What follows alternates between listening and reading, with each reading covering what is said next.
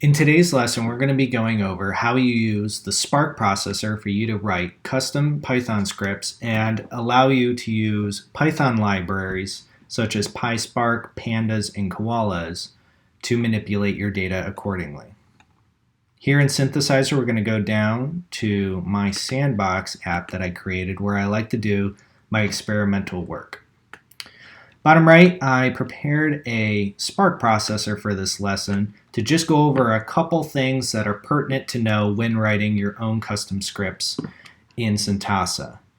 And this is the Spark processor that we find over here on our left, which is just a blank canvas that allows us to select our language and write a script in that language and process data. So right now, let's delete this and let's go over what I have prepared for this lesson. So you can see we have two data sets that are connected to this processor and two data sets coming out. But first off, if you're going to want to write a script that's, say, utilizing Pandas or Koalas, you're going to first have to pip install it. And the way that we have been doing that with EMR is to import OS and then use os.system to sudo python 3-m pip install your packages onto the cluster. I like to upgrade pip while I'm doing that and then choose my packages accordingly.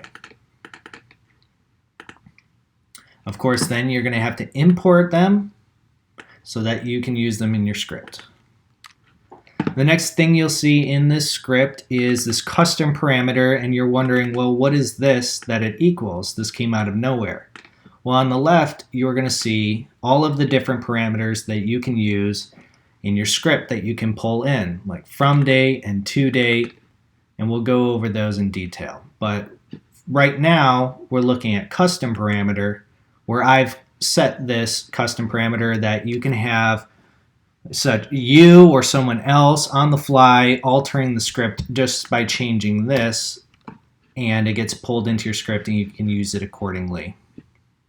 Next is inputs, and these are the two data sets that we see input into the Spark processor, and then our outputs that we can use to send data to.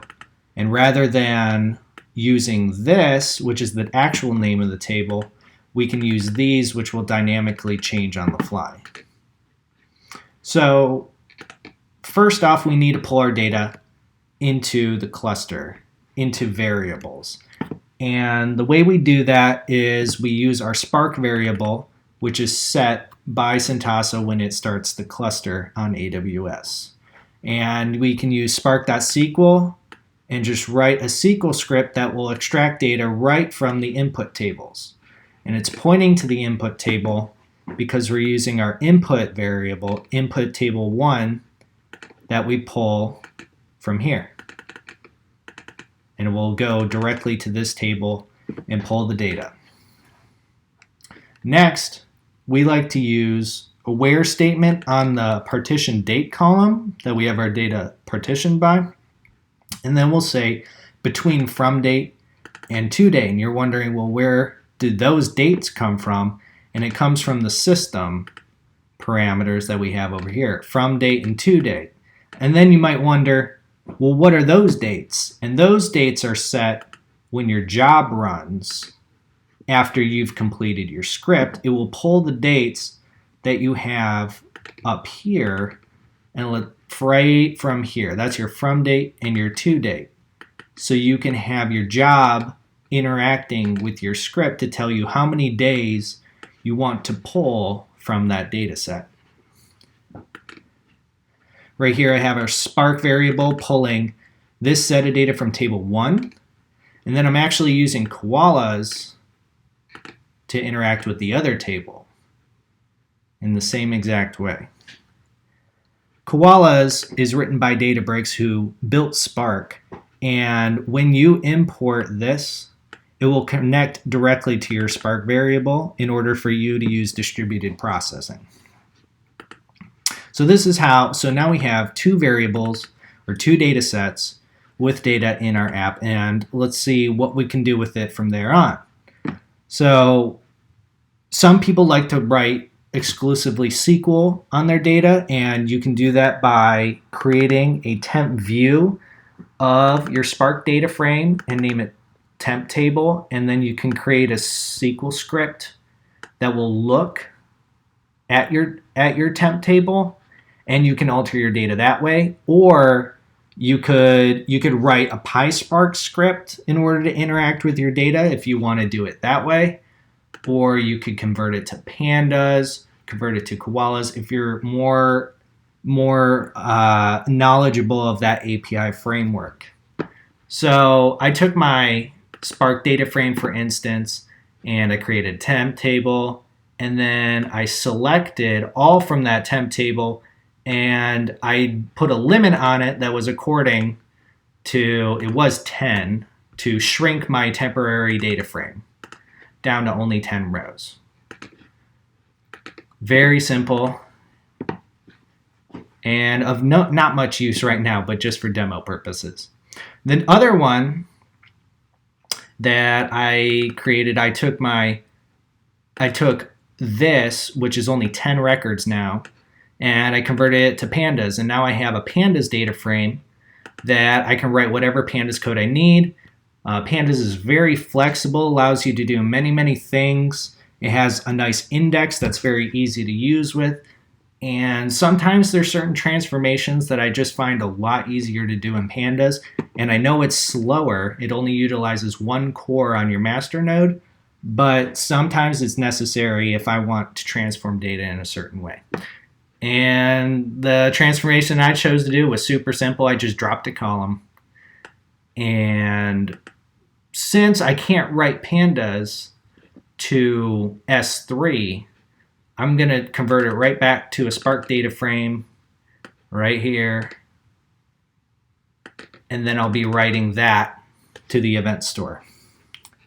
So the main things that change in Syntasa that you're going to have to be pertinent of is pip installing this way, and then pulling in your data this way. And all of this is your own custom PySpark, Koalas, or Pandas script. So the next thing we need to learn about is how to write it to the event store. And this function is something that is built into Syntasa. And how it works is that you simply feed it a Spark data frame, you tell it the output table, you tell how many partitions, and then you tell what partition column it needs to partition by. And this is where we're going to take our Spark data frame after we dropped a column, we made a temp data frame, we made it Pandas, and we're just going to send it out to output table 1. And output table 1 comes right from here, and we'll be sending to this data set. I believe it's the top one. Yes, it will be going right here. Now, if you need another table to send data to, you can always go down to output, and you can add an output, and we'll call this tests 3 if we needed another one to send data to.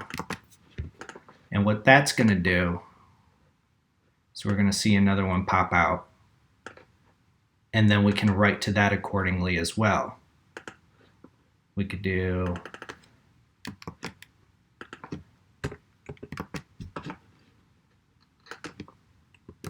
now this would send the same data frame to both tables, but it allows you to add a lot of tables dynamically. As well as adding outputs, you can always add more inputs and see those appear as well. And those will be listed in your variable section over on the left in the inputs. And see, now we have this new data set that we can just pull in with another SQL script and just change this to a 3.